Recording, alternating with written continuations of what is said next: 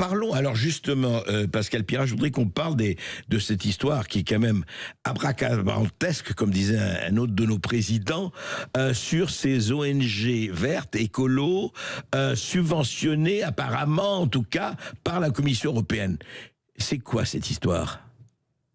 Eh bien, à l'occasion du vote du Green Deal, finalement, à l'examen des comptes, on découvre, il y a quelques jours, on découvre que la Commission a payé des ONG parfaitement identifiées pour exercer du lobbying sur des parlementaires européens.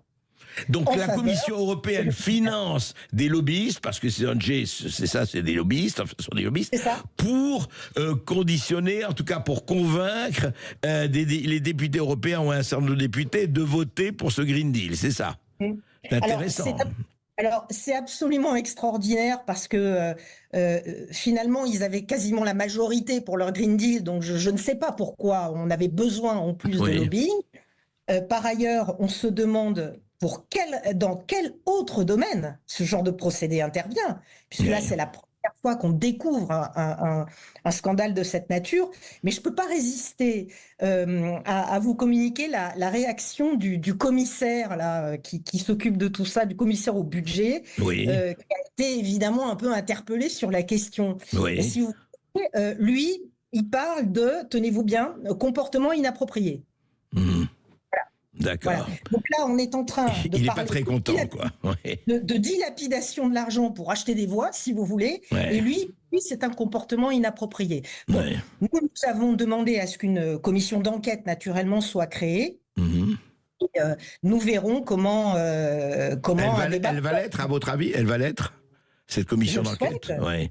Non, mais c'est extraordinaire. Ce qui est extraordinaire dans cette histoire, c'est vraiment du circuit fermé, quoi. C'est-à-dire que, si vous voulez, c'est les serpents qui se mordent la queue et qui subventionnent la chose. C'est très étonnant. Et vous avez raison de vous poser la question, est-ce que ça existait ou est-ce que ça existe dans d'autres domaines que le Green Deal, que l'environnement, etc., quoi. C'est ça. Et puis, j'ajoute, si vous me permettez, j'ajoute quand même qu'il y a quand même une difficulté, parce que vous avez bien compris que la manne est quasiment infinie, si vous voulez, alors que le budget de l'Union européenne est assez restreint. Voilà. Bon, la question qui se pose, c'est l'espèce de trou abyssal qu'on est en train de créer. À quel moment on y fait face? Et comment on va y faire face?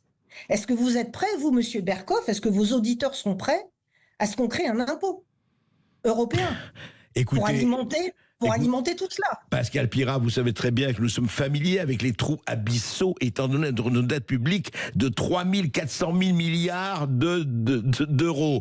Donc tout va bien, nous on connaît ça, les trous abyssaux, les failles et les gouffres.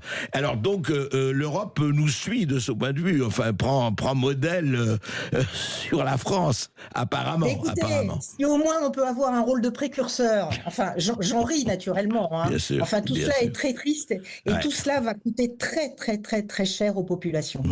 Et ce qui est terrible dans cette histoire, et vous le soulignez, c'est l'opacité, la non-transparence absolue de tout cela. On l'a vu avec les contrats et les SMS sur les contrats Pfizer. On continue de le voir dans ce que vous dites.